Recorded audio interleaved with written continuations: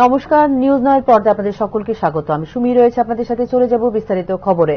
রাজ্য জুড়ে অবকাঠামো উন্নয়নে উদ্যোগ গ্রহণ করা হলেও এক্ষেত্রে প্রয়োজনীয় স্বচ্ছতার অভাবে একদিকে যেমন রয়েছে দুর্নীতির সুযোগ, অপরদিকে ভোগান্তির শিকার হচ্ছেন সাধারণ মানুষ। এই ক্ষেত্রে সমস্ত প্রকল্পের বিবরণ এবং অগ্রগতি সুস্পষ্টভাবে জানতে চাইছেন রাজ্যবাসী। ত্রিপুরায় ব্যাপক অবকাঠামোগত সংস্কারের গুরুত্ব দিয়েছে বর্তমান রাজ্য সরকার। বিশেষ করে জাতীয় মহাসড়ক উন্নয়ন এবং নগর রূপান্তরের ক্ষেত্রে দেওয়া হয়েছে গুরুত্ব। রাজ্য জুড়ে বেশ কিছু সড়ক উন্নয়ন প্রকল্পের দায়িত্বে রয়েছে জাতীয় মহাসড়ক ও অবকাঠামো উন্নয়ন কর্পোরেশন লিমিটেড বা NHIDCL। তবে এই ক্ষেত্রে দীর্ঘমেয়াদী মেগা প্রজেক্টগুলোর বাস্তবায়নের ধীরগতি এবং স্বচ্ছতার অভাব নিয়ে বিভিন্ন মহল থেকে উঠে আসছে প্রশ্নচিহ্ন। ফলস্বরূপ অসম্পূর্ণ রাস্তা, বিশৃঙ্খল নগর নির্মাণ এবং তহবিলের অপব্যবহার সম্পর্কে ব্যাপক জল্পনা কল্পনার মধ্যে ভোগান্তির শিকার হচ্ছেন সাধারণ মানুষ। ত্রিপুরায় 130.9 কিলোমিটার জাতীয় মহাসড়ক উন্নয়নের দায়িত্ব দেওয়া হয়েছে NHIDCL কে। নিউজ নাওয়ের হাতে আসা তথ্য অনুযায়ী এখনো পর্যন্ত রাস্তার কাজ সম্পূর্ণ হয়েছে 284.45 কিলোমিটার। নির্মাণাধীন রাস্তা হল 266.84 কিলোমিটার এবং DPR প্রস্তুতের অধীনে রয়েছে 279.56 কিলোমিটার রাস্তা। আগরতলা সাবরুম 4 লেনের মহাসড়ক, কৈলাসহর খোয়াই সড়কের কিছু অংশ এবং খয়েরপুর আমতলী বাইপাসের মতো কয়েকটি অংশে কাজ চললেও অন্যান্য সড়ক অবকাঠামোর নির্মাণ বেশিরভাগই আটকে আছে বিভিন্ন কারণে। দুর্বল ডাইভারশন, খনন করা অংশ এবং দীর্ঘায়িত রাস্তার কাজ বাসিন্দাদের জন্য প্রতিদিনের যাতায়াতকে করে তুলেছে দুঃস্বপ্নের মতো। প্রায় প্রতিটি নির্মাণ অঞ্চলে, বিশেষ করে আগরতলা স্মার্ট সিটি প্রকল্পের স্থান বা প্রধান মহাসড়কের পাশে প্রদর্শিত হয় না কোনো সাইনবোর্ড। প্রকল্পের নাম এবং উদ্দেশ্য, আনুমানিক ব্যয়, বাস্তবায়নকারী ঠিকাদার সংস্থা এবং প্রকল্পের সময়কাল বা প্রত্যাশিত সমাপ্তির তারিখ সম্পর্কে পাওয়া যায় না কোনো তথ্য। স্বচ্ছতার এই উদ্বেগজনক অভাব নাগরিকদের অবহিত করা বা অগ্রগতি পর্যবেক্ষণ করা অসম্ভব করে তোলে, যা জনসাধারণের কাছে জবাবদিহিতা নিয়ে তোলে প্রশ্ন। এই শূন্যতার কারণে সরকারি তহবিলের অপব্যবহার করতে সক্ষম হয়েছে একাংশ ঠিকাদার।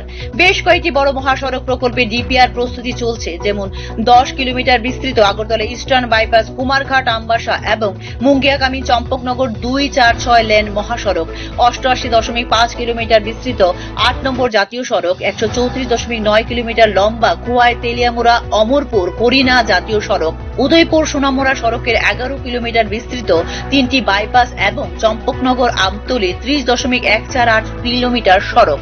এই প্রকল্পগুলো কেবল আন্তঃরাজ্য সংযোগের জন্যই নয়, ত্রিপুরাকে আঞ্চলিক সরবরাহ শৃঙ্খল এবং বাণিজ্য রুটে একীভূত করার জন্য যথেষ্ট গুরুত্বপূর্ণ।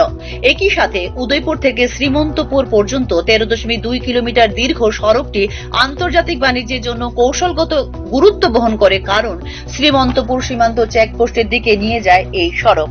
কৈলাসহর কুমারঘাট করিডোরটি আরেকটি গুরুত্বপূর্ণ প্রকল্প, যা 18.6 কিলোমিটার জুড়ে বাস্তবায়নাধীন, যার লক্ষ্য ত্রিপুরার উত্তর পূর্ব অঞ্চলে আন্তঃজেলা সড়ক যোগাযোগ উন্নত করা। এছাড়াও জুলাইবাড়ি থেকে বিলোনিয়া রোড, যার দৈর্ঘ্য 21.412 কিলোমিটার, বর্তমানে চলছে এই সড়কটির সংস্কার। এই করিডোরটির মুহুরীঘাট ICPর সাথে আরো সংহত হবে, যা বৃদ্ধি করবে আন্তঃসীমান্ত বাণিজ্য। রাজ্যে NHIDCL এর কাজের একটি বড় অংশ মনু থেকে শিমলুং মহাসড়ক উন্নত করার উপর দৃষ্টি নিবদ্ধ করে, যা নির্মিত হচ্ছে 4টি পৃথক পর্যায়ে, যা রাজ্যের পাহাড়ি সড়ক অবকাঠামো নেটওয়ার্কের একটি উল্লেখযোগ্য অংশ বিশেষ। আগরতলা এবং তার আশেপাশে পশ্চিম বাইপাস প্রকল্পটি দ্রুত এগিয়ে চলেছে, যার মোট দৈর্ঘ্য 25.402 কিলোমিটার। এই বাইপাসটি রাজধানীতে যানজট উল্লেখযোগ্যভাবে হ্রাস করবে বলে দাবি করেছে রাজ্য সরকার।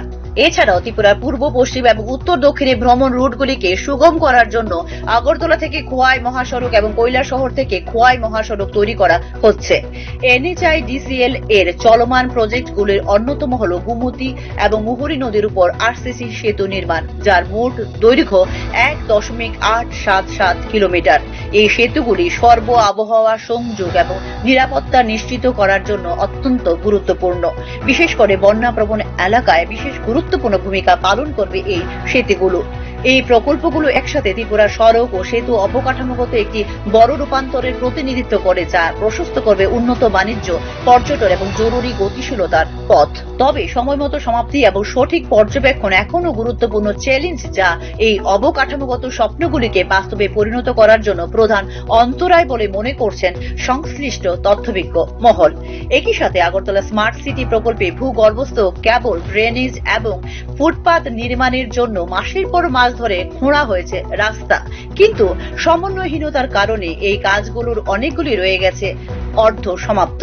যদিও আগরতলা স্মার্ট সিটি প্রকল্পের 95% কাজ ইতিমধ্যেই সম্পন্ন হয়েছে বলে দাবি করছে রাজ্য সরকার।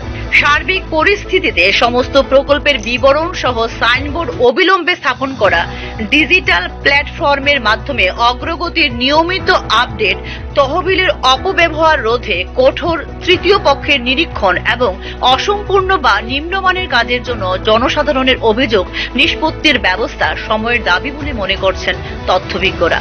Bureau report, news now. মার্কিন যুক্তরাষ্ট্রের চাপের কাছে মাথা নত করেছে কেন্দ্রীয় সরকার। প্রেক্ষিতে পণ্যমূল্য বৃদ্ধি পেয়েছে গোটা দেশে। রবিবার সাংবাদিক সম্মেলন করে এই অভিযোগ করে সিপিআইএম-এল।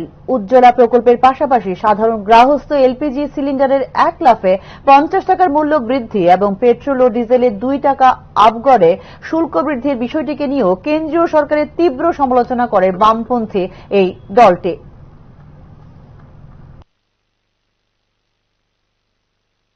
বাদ করছি মূল্য বৃদ্ধি।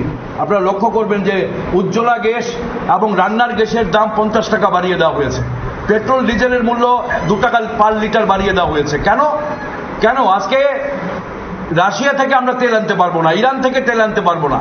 ট্রাম্পের কাছে মাথা নত করে এখন তেল আনতে হবে আমেরিকা থেকে।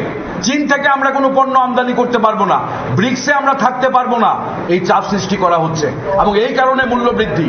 কাজেই সরকারের এই হামলার বিরুদ্ধে আমাদের রুখে দাঁড়াতে হবে এবং জনগণের জীবন জীবিকার ব্যাপারটা আমাদের সুনিশ্চিত করতে হবে। আরেকটা মৌলিক প্রশ্ন, প্রচারের আলোকে না এসেও সংস্কৃতি জগৎকে সমৃদ্ধ করতে বিভিন্নভাবে সাহায্য সহযোগিতা করেছেন এরকম ব্যক্তিত্বদের বিশেষ সম্মাননা দিয়ে থাকে কাব্যলোক। এই বছরের কাব্যলোক সম্মাননা দেওয়া হবে রাজ্যের বিশিষ্ট ক্রীড়া সংগঠক তথা ব্যবসায়ী রতন সাহাকে। রবিবার সাংবাদিক সম্মেলন করে কথা জানিয়েছে কাব্যলোক কর্তৃপক্ষ। এছাড়া বাংলা নববর্ষ, গড়িয়া এবং বিজু উপলক্ষে বিশেষ কর্মসূচিও গ্রহণ করা হয়েছে বলে সাংবাদিক সম্মেলনে জানিয়েছে কাব্যলোক।